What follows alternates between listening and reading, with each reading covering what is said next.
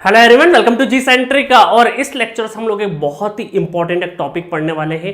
ये जो टॉपिक है ना, आपके सामने लिखा होगा equivalent circuit using symmetrical concept. Symmetricity जो कॉन्सेप्ट है, ये गेट एग्जामिनेशन में बहुत ज़्यादा पॉपुलर कॉन्सेप्ट नहीं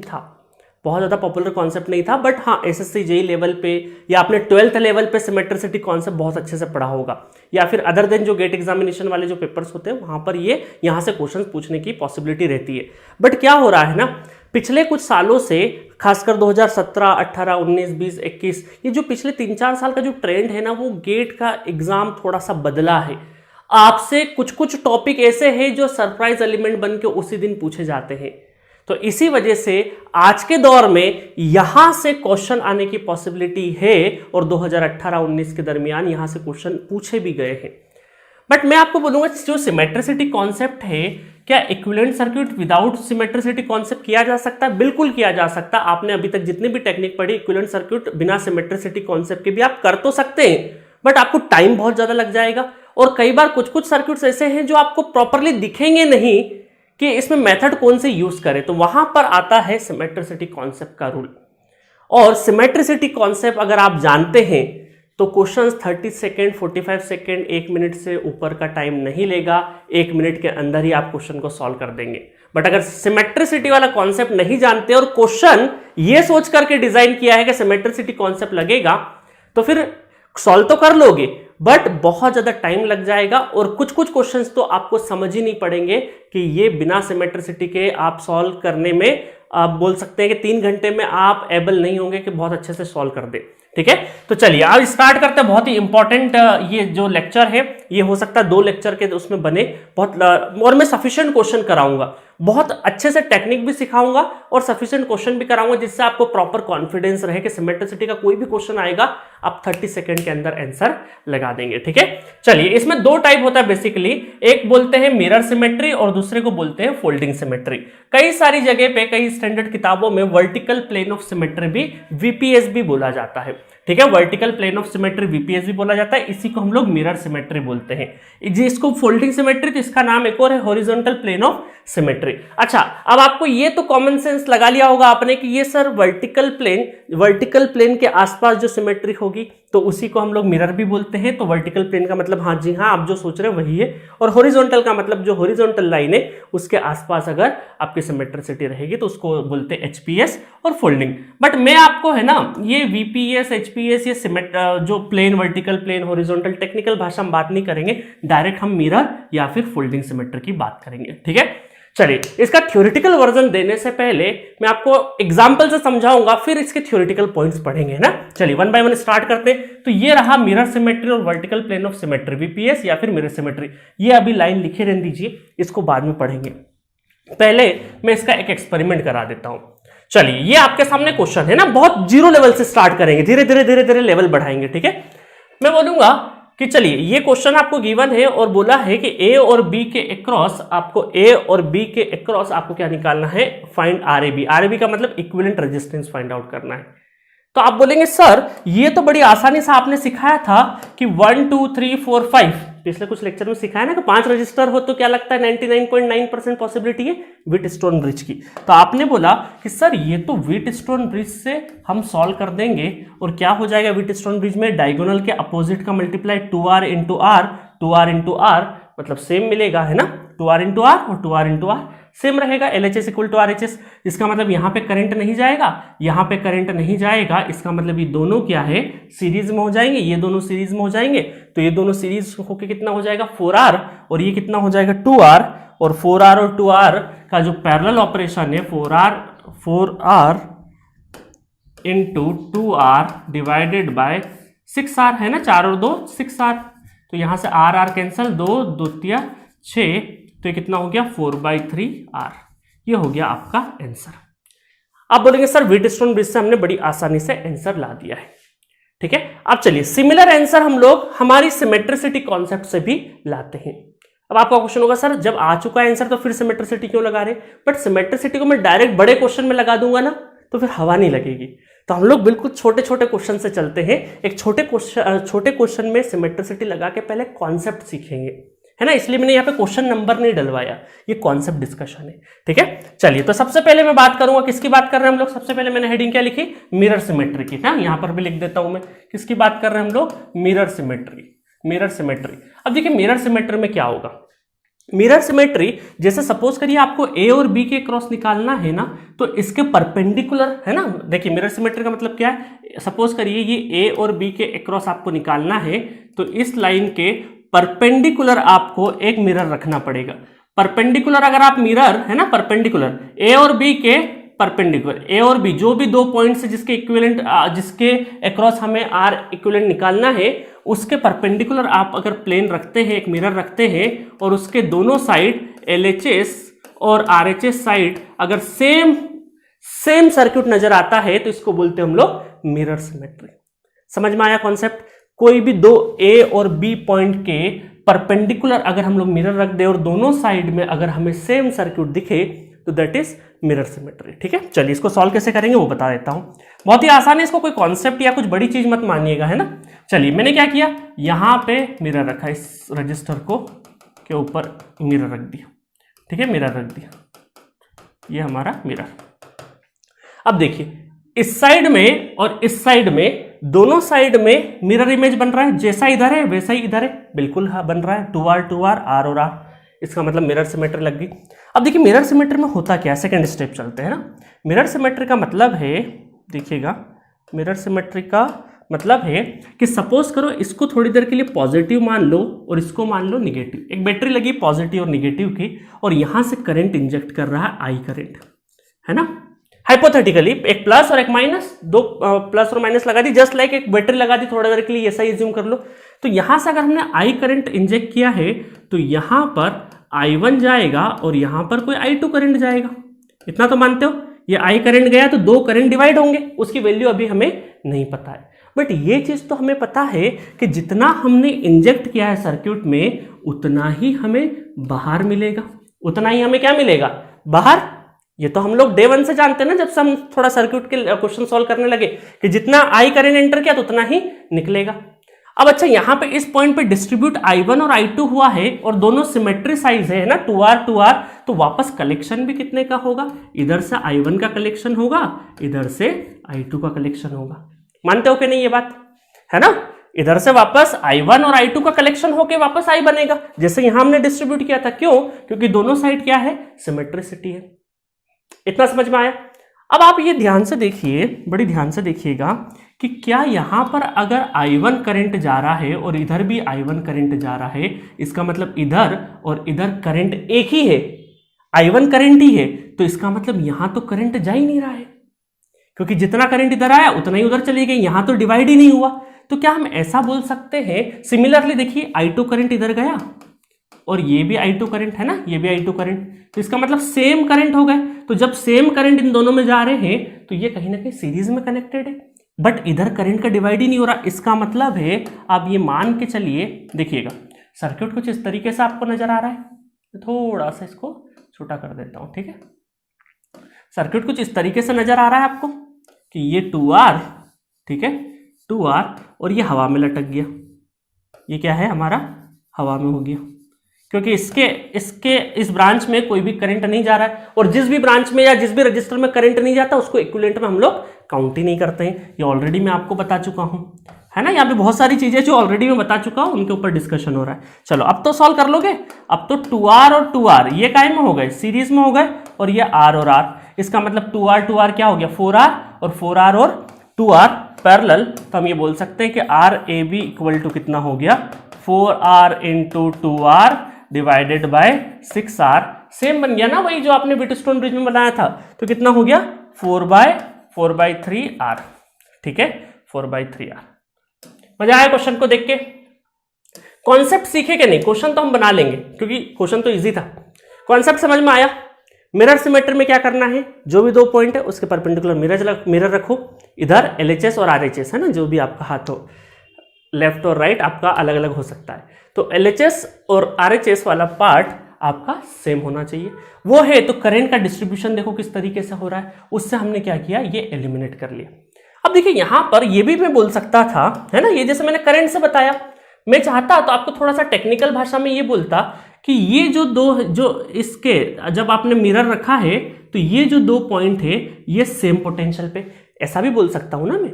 अभी मैंने कैसे बताया, करंट के डिस्ट्रीब्यूशन से बताया कि इस ब्रांच में करंट नहीं जा रहा है, बट मैं थोड़ा सा अलग तरीके से बता सकता हूं कि ये जो 2 पोटेंशियल है ना ये सेम पोटेंशियल पे होंगे। ये जो 2 पॉइंट है ये ए और बी, ये एक ही पोटेंशियल होगा, मतलब ये बोल सकते हैं ए और ए एक ही पोटेंशियल पे। जब एक ही पोटेंशियल पे है तो क्या इस रजिस्टर के अंदर करंट जाएगा? क्या नहीं जाएगा। याद है ना, ओम्स लॉ में बताया था मैंने कि अगर कोई फंडामेंटल एलिमेंट है और दोनों साइड में वोल्टेज सेम है तो करंट नहीं जाएगा, ये बताया था ऑलरेडी। तब हम ये भी बोल सकते हैं। तो इसी वजह से ये थ्योरेटिकल पॉइंट मैंने यहां लिख दिया। सबसे पहला पॉइंट है points on VPS vertical plane symmetry have same potential, है ना। ये वीपीएस में जो भी पॉइंट्स हमारे वो क्या है, सेम पोटेंशियल के हैं, सेम पोटेंशियल के। और दूसरा क्या है, branches which are mirror image about VPS have this same current, है ना। तो मिरर इमेज के आसपास जैसे ये मिरर के आसपास जो है उनमें क्या है, सेम करंट जा रहा है। तो ये 2 पॉइंट आपको अच्छे से अब समझ में आ जाएंगे, एक तो सेम पोटेंशियल वाला और सेम करंट वाला। ठीक है, मजा आया। तो टेक्निकली 2 लाइन भी लिखने को मिल गई आपको, कभी कॉलेज वगैरह में पूछ ले, अदरवाइज कभी कन्वेंशनल एग्जाम्स में पूछ ले, वैसे आपको जरूरत नहीं पड़ेगी, बट ये पॉइंट्स आपके पास काम आएंगे कभी वाइवा वगैरह में पूछ ले तो। ठीक है, चलिए आगे बढ़ते हैं। अब चलते हैं हम लोग, एक और एग्जांपल लेते हैं हमारा फोल्डिंग सिमेट्री का। किसका लेते हैं हम लोग, फोल्डिंग सिमेट्री का। तो यहां पर भी फोल्डिंग सिमेट्री या फिर हॉरिजॉन्टल प्लेन ऑफ सिमेट्री मतलब एचपीएस, इसका एक लाइन लिखा, ये लाइन बाद में पढ़ेंगे, है ना। पहले हम लोग इस क्वेश्चन को करते हैं। सिमिलर क्वेश्चन है, सेम क्वेश्चन है, थोड़ा सा वैल्यू चेंज किया बस, बाकी और कुछ भी नहीं। अब मुझे बताओ, सबसे पहले मैं व्हीटस्टोन ब्रिज से इसको सॉल्व करता हूं। व्हीटस्टोन ब्रिज, है ना, व्हीटस्टोन ब्रिज से सॉल्व करते हैं। तो opposite r into 2r, r into 2r, तो ये एलिमिनेट हो जाएगा। 3r और 3r, इसका मतलब दोनों पैरेलल में, तो 3r/2 ये हो गया डायरेक्टली आंसर व्हीटस्टोन ब्रिज से। r into 2r, r into 2r, Wheatstone bridge हट गया, 3r दोनों पैरेलल, तो हाफ हो गया 3r/2। ठीक है, तो ये हो गया आपका व्हीटस्टोन ब्रिज से। सिमिलर क्वेश्चन को मैं क्या करूंगा, आप फोल्डिंग सिमेट्री लगाऊंगा। क्या लगाऊंगा मैं, आप फोल्डिंग सिमेट्री।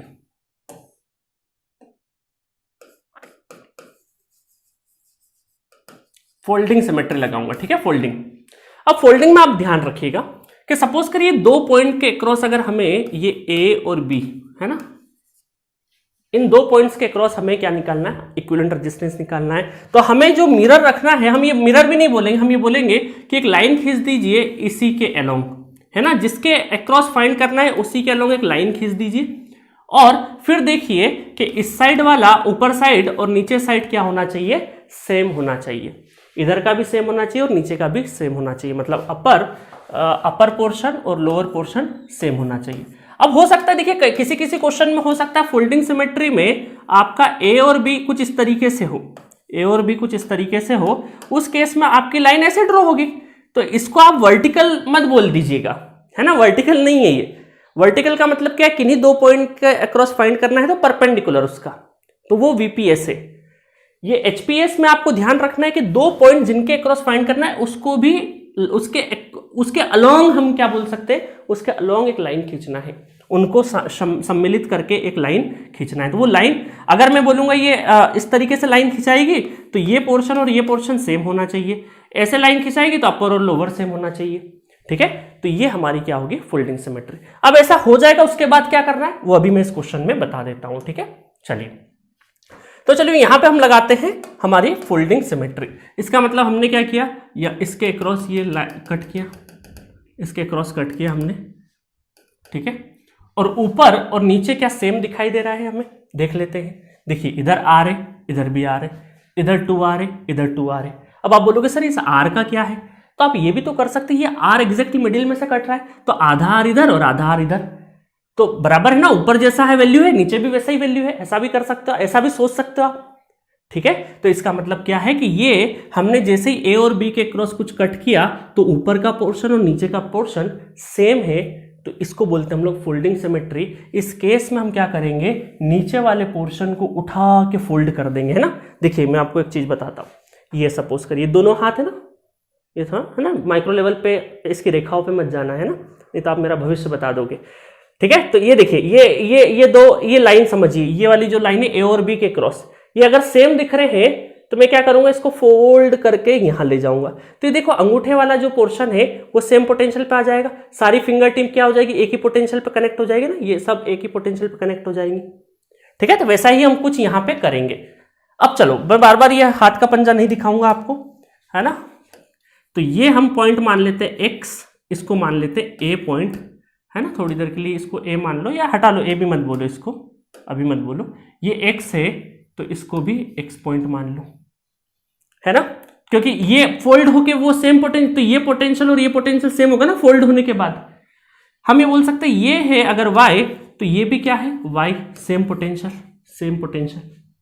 ठीक है, और ये अगर z है तो ये भी कितना हो जाएगा z, तो ये भी सेम पोटेंशियल पे। अभी आप में से बहुत सारे लोग बोले सर इसको ए ही तो बोल देते, हाँ बोल देते, बट अभी शुरुआती वाला क्वेश्चन है तो मैं पूरा डायरेक्ट ए नहीं करूंगा या बी नहीं करूंगा, अभी दूसरे मैंने नाम लिख दिया, अदरवाइज वो ए और बी ही है असल में देखा जाए तो। ठीक है, कंफ्यूज मत होइएगा। चलिए अभी पहला है, बिल्कुल जीरो से बता रहा हूं ताकि बहुत सारे लोग कंफ्यूज नहीं हो। तो हमने क्या किया, ये जो फोल्ड होने के बाद जो पॉइंट वहां जाता तो इनको पोटेंशियल को हमने क्या कर दिया, एक जैसा कर दिया। अब यहां पर देखिए ध्यान से, यहां से आप ध्यान से देखेंगे तो आपको क्या मिलेगा, ये वाली ब्रांच तो सेम पोटेंशियल पे, तो इसका मतलब यहां पे करंट तो 0 एम्पेयर का हो जाएगा, करंट ही नहीं जाएगा क्योंकि दोनों सेम पोटेंशियल पे है। ठीक है, दोनों सेम पोटेंशियल पे।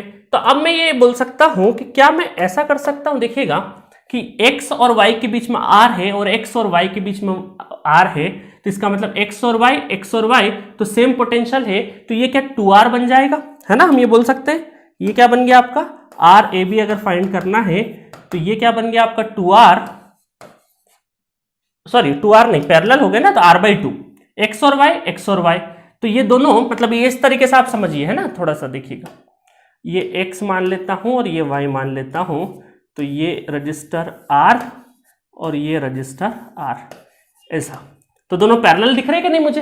तो मैं डायरेक्टली x और y और x y के बीच के जो दोनों रजिस्टर है वो पैरेलल में है, पैरेलल है तो क्या बोल सकता हूं R/2 प्लस, उसके बाद इसमें तो करंट जाएगा ही नहीं। उसके बाद देखिए yz और ये भी yz, इसका मतलब 2r और 2r, तो 2r/2, तो ये कितना हो जाएगा, ये हो जाएगा 2 से 2 कैंसल, तो ये हो जाएगा 3r/2। देखिए व्हीटस्टोन ब्रिज वाला आंसर आ रहा है। ठीक है, समझ में आया क्या करना है हमें, फोल्डिंग सिमेट्री को कैसे पहचानना वो बता दिया मैंने। उसके बाद हमें फोल्ड करना है तो वो जो पॉइंट है वो सारे के सारे क्या है, सेम पोटेंशियल वाले पॉइंट है। तो देखो अब आपने जो थ्योरेटिकल पॉइंट लिखा है उसको पढ़िए, points which are mirror image about the HPS have the same potential. क्या लिखा है, points which are mirror image about the HPS have the same potential. तो हमने यही तो किया है, देखिए ये मिरर इमेज यहाँ पे अबाउट जो एचपीएस के अबाउट जो भी पॉइंट्स है सारे के सारे मिरर इमेज पे वो हमारे क्या है, सेम पोटेंशियल पे। तो वही हम लोगों ने देसी तरीके से कर दिया, है ना। बहुत ज्यादा अंग्रेजी में जाएंगे तो हम क्वेश्चन में भटक जाएंगे, हमें वहां पे डेफिनेशन नहीं लिखना है, क्वेश्चन सॉल्व करना है। ठीक है, चलिए, तो इसलिए मेरा फोकस समझाने पे ज्यादा है ना कि कुछ डेफिनेशन देने पे। डेफिनेशन लिख दिया आपकी सहूलियत के लिए, कभी कहीं वाइवा में बोलने को आ जाए तो अच्छा इंप्रेशन हो जाता है, बट हाँ इंप्रेशन के चक्कर में समझाते भी आना चाहिए सारी चीजें। ठीक है, चलो एक शॉर्टकट और बताता हूं मैं, क्योंकि देखो अब बोलोगे सर इस क्वेश्चन में क्या ही शॉर्टकट, ये क्वेश्चन तो सिंपल है कि कॉन्सेप्ट बहुत इंपॉर्टेंट है। आपसे जब भी आप फोल्डिंग सिमेट्री की बात होगी ना, देखिएगा फोल्डिंग सिमेट्री की जब भी बात होगी तो क्या हम ऐसा कर सकते हैं इस नेटवर्क को कि काम करते हैं, ये जो नीचे वाला पोर्शन है इसको हटा देते हैं पूरा, है ना। नीचे वाले पोर्शन को हटा दो और ऊपर वाला जो पोर्शन लगा हुआ है उसमें आधे आधे कर दो रेजिस्टेंस। क्या ऐसा बोल सकता हूं मैं कि ये हो गया हमारा ये रेजिस्टेंस, ये R/2, ठीक है। उसके बाद ये हो गया हमारा 2R/2, ठीक है, और ये A और B। ये सिंपल तरीका है। क्या करो, आपने फोल्डिंग सिमेट्री देख ली, ये A और B के क्रॉस आपने अलोंग लाइन खींच दी, इसके अलोंग लाइन खींच दी आपने, और देखा कि नीचे का पोर्शन ऊपर का पोर्शन सेम है, तो नीचे का पोर्शन लिखो ही मत, सिर्फ ऊपर वाला पोर्शन लिख दो और जितने भी रेजिस्टेंस है उनको आधे आधे कर दो। तो यहां से भी क्या हो गया, RAB कितना हो गया R2, ये दोनों सीरीज में ना, तो ये कैंसल, R प्लस R, तो ये हो गया 3R/2। सिंपल है। अब आप बोलोगे सर इससे सिंपल तो व्हीटस्टोन ब्रिज है, but my dear Wheatstone bridge अभी तो क्वेश्चन आसान है, जब थोड़े से टफ लेवल के क्वेश्चन आएंगे तो व्हीटस्टोन ब्रिज में उलझ के रह जाओगे, वो व्हीटस्टोन ब्रिज वहां लगा ही नहीं पाओगे या समझ ही नहीं पड़ेगा व्हीटस्टोन ब्रिज लग भी रहा है कि नहीं लग रहा है। ऐसे क्वेश्चन अभी आने वाले हैं। तो चले स्टार्ट करें। समझ गए क्या क्या था? जस्ट मैं समराइज कर देता हूं वापस से फटाफट। हमने पढ़ा इक्विवेलेंट सर्किट यूजिंग सिमेट्रिसिटी, दो सिमेट्री, मिरर और फोल्डिंग। मिरर का मतलब क्या है? मिरर का मतलब है ये थोड़ी सी लाइनें आप देख लेना, लाइन के बारे में मेरा ज्यादा इंटरेस्ट नहीं है। ये देखिए यहाँ पे मिरर का मतलब है दो पॉइंट के अलोंग परपेंडिकुलर मिरर रखना है, दोनों साइड में करंट सेम होगा और इसके क्रॉस पोटेंशियल सेम रहेगा। ठीक है, ये हमारा क्या रहा? मिरर रहा। और फोल्डिंग में क्या करना है हमें? फोल्डिंग में जस्ट ए और बी के अलोंग हमें लाइन खींचना है, चाहे वो ऐसी भी हो सकती है ऐसी भी हो सकती है। देखिए दोनों इसलिए बताइए कि बहुत सारे स्टूडेंट जब ये वाला क्वेश्चन आता है ना तो वहां पे ये सोचते हैं कि ये हमारा क्या है? मिरर है, जबकि ये फोल्डिंग है। मिरर तो होगा कि ए और बी के परपेंडिकुलर रहे तब मिरर है, ये आपकी क्या है? फोल्डिंग है। फोल्डिंग में क्या करना है आपको? फोल्डिंग में लाइन खींचना, नीचे वाले पोर्शन को हटा दो, ऊपर वाले को जितने भी रेजिस्टेंस है आधा आधा कर दो, ऐसा भी कर सकते हो। अदरवाइज ऐसे पोटेंशियल रख के भी आप चेक कर सकते हो। एक्स एक्स है तो एक्स वाई, ये देखो मैंने जैसा एक्स और एक्स वाई के बीच में, तो ये क्या है? पैरेलल, ये भी पैरेलल, तो आधे आधे कर दिए और आंसर आ गया। ठीक है, तो कॉन्सेप्ट क्लियर है, सारी ट्रेनिंग हो गई, अब जंग में जाने की तैयारी है। और चलिए अब एक एक करके हम लोग क्वेश्चन करते हैं। तो चलिए स्टार्ट करते हैं। चलिए स्टार्ट करते हैं। क्वेश्चन नंबर 76, फाइंड RAB, है ना? तो थोड़ा रोचक सर्किट लग रहा होगा। आप बोल रहे होंगे सर इसमें तो हम स्टार डेल्टा भी लगा सकते हैं, बट अभी मैंने स्टार डेल्टा नहीं सिखाया है, अभी आगे चल के मैं स्टार डेल्टा सिखाऊंगा, अभी मैं स्टार डेल्टा पे नहीं गया हूं। ठीक है, लगा सकते हैं, अब स्टार डेल्टा से भी सॉल्व कर सकते हैं, बट आगे ऐसे क्वेश्चंस भी आएंगे जहां पे स्टार डेल्टा कितनी बार लगाओगे।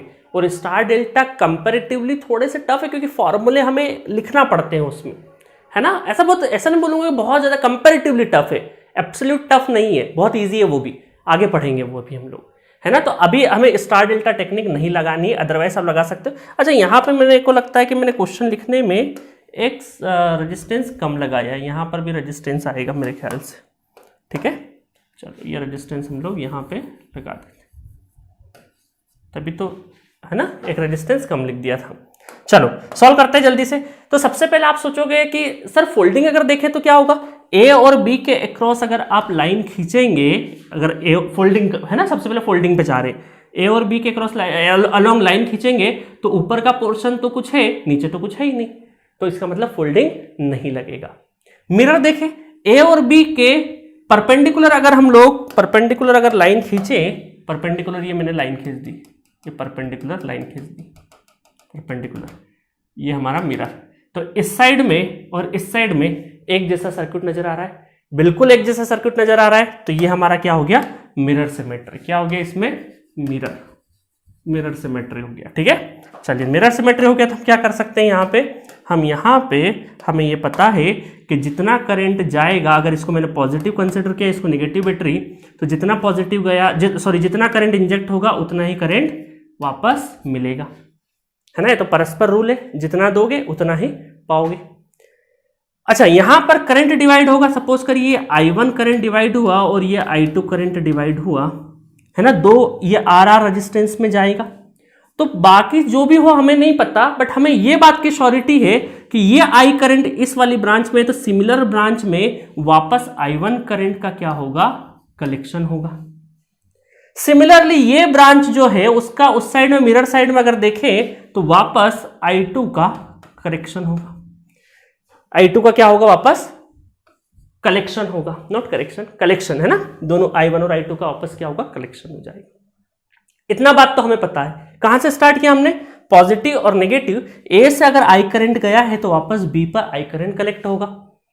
इस पॉइंट पे अगर दो I1 और I2 अगर बाइफर्केट हुए हैं, है ना, डिवाइड हुए हैं, तो हमें पता है कि सिमिलर ब्रांच में अगर ये जो मिरर इमेज में जो दिख रहा है हमें सिमिलर ब्रांच, वहां पर वापस I1 का कलेक्शन होगा, सिमिलर इसमें I2 का कलेक्शन होगा। तो यहां से ये बात हमें पता चली, यहां से एक बात हमें पता चली कि ये जो करंट है, अगर ये I2 करंट है और इधर का भी करंट I2 है, तो इसका मतलब है कि इस पॉइंट पे हमारा करंट डिवाइड नहीं हो रहा है। इन ब्रांचेस में मतलब ये अगर I2 है तो ये भी I2 है, इसका मतलब इन दोनों ब्रांच की वजह से हमारा करंट डिवाइड नहीं हो रहा है। तो क्या ये पोटेंशियल को मैं यहाँ से हटा के ऊपर के साइड में शिफ्ट कर सकता हूँ, है ना। देखिएगा अगर मैं इसको क्या करूँ, कॉपी कर लेता हूँ थोड़ी देर के लिए, क्योंकि इसी के अंदर मैं करूँगा तो आपको थोड़ा सा अजीब लगेगा। चलिए, तो यहाँ पर क्या मैं ऐसा कर सकता हूँ, है ना, यहाँ पर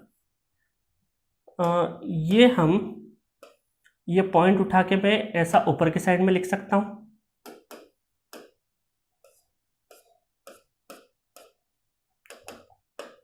ठीक है, ये रेजिस्टेंस R और R। अब इसका मतलब क्या है कि इसका कांटेक्ट होना और नहीं होना बात बराबर ही, क्योंकि I1 करंट तो वही फ्लो हो रहा है, इधर I2 है तो इधर भी I2 करंट ही है। इसका मतलब यहां कोई भी करंट का डिवीजन नहीं हो रहा है। तो क्या मैं इस पॉइंट को ऊपर की साइड में शिफ्ट कर सकता हूं? बिल्कुल कर सकता हूं, है ना। यहां पे ये लाइन नहीं है ना, ये लाइन नहीं है, शिफ्ट कर सकता हूं, बिल्कुल कर सकते। अब देखिए, अब आसान हो जाएगा आपके लिए। अब आपको ये पता है कि ये दोनों रेजिस्टेंस काय में है, सीरीज में, क्योंकि एक ही करंट फ्लो हो रहा है। अब आप ये देखिए, ये दोनों काय में आ गए, ये दोनों भी सीरीज में आ गए, ये दोनों भी सीरीज में आ गए। सीरीज और ये दोनों का फिर क्या हो जाएगा, पैरेलल हो जाएगा, है ना। अब तो आप सॉल्व कर लोगे ना, अब तो आसानी से सॉल्व कर लोगे। तो मैं यहां से ये लिख सकता हूं, देखिएगा बहुत ध्यान से देखिएगा, यहां से ये लिख सकता हूं कि ये है हमारा ए पॉइंट, है ना, ये ए पॉइंट, R और R 2R, ये भी कितना 2R, और दोनों का पैरेलल। तो फिर क्या बचा, फिर बचा आपका पैरेलल बचा, तो 2R और 2R का पैरेलल R, अगेन ये R ये वाला लिखा है मैंने, ठीक है। और उसके बाद ये R यहाँ पे लिखा है, उसके बाद ये जो R है हमारे 2R हो जाएंगे। तो ये हो गया R R R 3R और 2R, है ना। 3R और 2R क्या हो जाएंगे, पैरेलल, ठीक है। तो RAB कितना हो गया, 3R into 2R divided by 3 2 5, तो ये हो गया 6/5R इज द आंसर। ठीक है, मजा आया।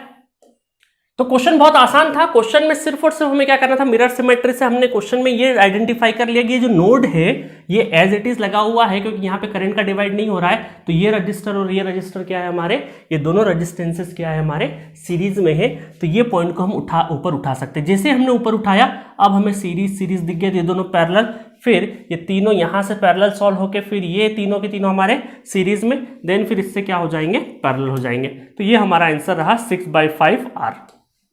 ठीक है, चलिए नेक्स्ट क्वेश्चन करते हैं।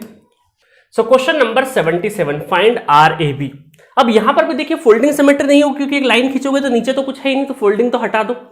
अब रही बात मिरर की, तो मिरर में अगर आप देखेंगे कि यहां पे मिरर डालते हैं थोड़ी देर के लिए, ये आप मिरर डालते हैं, ये आपने क्या कर दिया, मिरर लगा दिया। जब मिरर लगा दिया है आपने, अब आप बोलोगे सर यहाँ रेजिस्टेंस तो क्या इस रजिस्टर को कट कर रहा है, तो फिर कैसे हो सकता है। तो आप ये मान के चलिए कि ये R है, तो आधा R इधर कर दो और आधा R इधर कर दो, R/2 तब भी तो आपके देखो सिमिलर दिख रहे कि नहीं। तो ये तो थोड़ा सा कॉमन सेंस लगाना है आपको कट करते टाइम पे। आपने कट किया, ये रेजिस्टेंस R था, तो आधा R इधर, R/2 और R/2, तो देखो ये वाला पोर्शन और ये वाला पोर्शन एक जैसा नजर आ रहा है, एग्जैक्टली मिरर इमेज नजर आ रहा है, बिल्कुल आ रहा है। तो हमारा क्या हो गया, मिरर सिमेट्री भी यहां पे लग गया। कौन सा लग गया हमारा, मिरर सिमेट्री लग गया। ठीक है, चलिएगा अब हम क्या करें, करंट को यहां पर क्या करते हैं, डिवाइड करते हैं करंट को। तो I करंट गया तो वापस I करंट हमें मिलेगा। हमें पता है कि ये I1 हुआ, ये I2 हुआ और ये I3 हुआ। तो सिमिलर उस साइड में, मिरर साइड में जो भी ब्रांचेस है, तो सेम करंट वापस रिटर्न भी होगा। तो ये I1 है ना, ये I1 तो एग्जैक्टली रिटर्न, ये I2 तो इसी ब्रांच से रिटर्न होगा, दूसरी ब्रांच से रिटर्न मत कर देना, और ये I3। ठीक है, तो अब क्या हो जाएगा, देखो ये I2 और ये I2 ये एक ही पाथ है, इसका मतलब यहां पे करंट का डिवाइड नहीं हो रहा है। और फिर ये I1 गया और यही I1, तो यहां पर भी इस पॉइंट पे भी इस वाली ब्रांच में करंट का डिवाइड नहीं हो रहा है। या यूं कहें, आपने डेफिनेशन में पढ़ा है कि ये क्या है, दोनों एक ही पोटेंशियल पे है। मिरर के अलोंग जो भी पॉइंट्स है वो क्या है, एक पोटेंशियल पे है। तो इसका मतलब है कि एक पोटेंशियल है तो वैसे भी करंट यहाँ पे नहीं जाएगा। अदरवाइज आप देखो करंट से भी देख सकते हो। तो इसका मतलब ये वाली ब्रांच को क्या कर दे, एलिमिनेट कर दे। अगर ये एलिमिनेट हो गई तो R और R ये दोनों सीरीज में, तो कितना हो गया 2R, फिर ये कितना हो गया 2R और ये R। तो इसका मतलब है कि शॉर्ट एंड सिंपल लिखूं अगर मैं, तो ये हो गया 2R ये हो गया 2r और ये हो गया आपका r, ठीक है। तो यहाँ पे अच्छा आप कंफ्यूज मत हो ना, ये लाइन आप यहाँ पे भी लगा सकते हो, कोई दिक्कत नहीं है ना। नहीं तो लोग बोलेंगे सर बीच में कैसे लगा दिया आपने, है ना, लिखने का तरीका, अदरवाइज कोई दिक्कत नहीं। तो 2r का कितना हो गया, अगेन इन दोनों का पैरेलल कितना हो गया, आधा 2r का आधा r, फिर r और r का पैरेलल तो r/2, तो इसका मतलब RAB कितना है, r/2 इज द आंसर। मजा आया क्वेश्चन में? देखो कितना बड़ा सा क्वेश्चन हम लोगों ने चुटकी में सॉल्व कर दिया। अब आप स्टार डेल्टा वगैरह लगाते रहते, है ना, ये स्टार था फिर डेल्टा में कन्वर्ट करते, फिर पैरेलल करते, फिर एक स्टार डेल्टा करते। सिमेट्रिसिटी में हमने क्या कर दिया, 2 सेकंड में आंसर लेके आ गए। अब आपको थोड़ा सा आइडिया लग रहा होगा इसकी इंपॉर्टेंस का, कि किस तरीके से हम एक बड़े से क्वेश्चन को बहुत ही आसानी से सॉल्व कर सकते हैं। तो दैट मेक्स द डिफरेंस कि जहां पर हमें स्टार डेल्टा टेक्निक लगाते रहोगे तो हमें 10 से 15 मिनट लग सकते हैं इसको सॉल्व करने में, एटलीस्ट मिनिमम 10 मिनट तो लगेंगे। बट अगर हमें सिमेट्रिसिटी का कॉन्सेप्ट आता है तो हम बहुत ही आसानी से इस क्वेश्चन को सॉल्व कर सकते हैं। तो एट दिस नोट अब आपको धीरे धीरे आइडिया होगा कि सिमेट्रिसिटी को कैसे लगाना है। बट यस, प्रैक्टिस की जरूरत होगी। इसके लिए मैं नेक्स्ट लेक्चर में और भी क्वेश्चंस की आपको प्रैक्टिस कराऊंगा ताकि आप पूरी तरीके से कॉन्फिडेंट फील करें, क्योंकि मैं जब भी कोई कॉन्सेप्ट पढ़ाता हूं तो उसके आसपास के इतने क्वेश्चन जरूर करवा देता हूं ताकि आप कॉन्फिडेंट फील करने लग जाए। ठीक है, तो नेक्स्ट लेक्चर में सिमेट्रिसिटी के ही क्वेश्चंस को हम लोग कंटिन्यू करेंगे। Okay, thank you.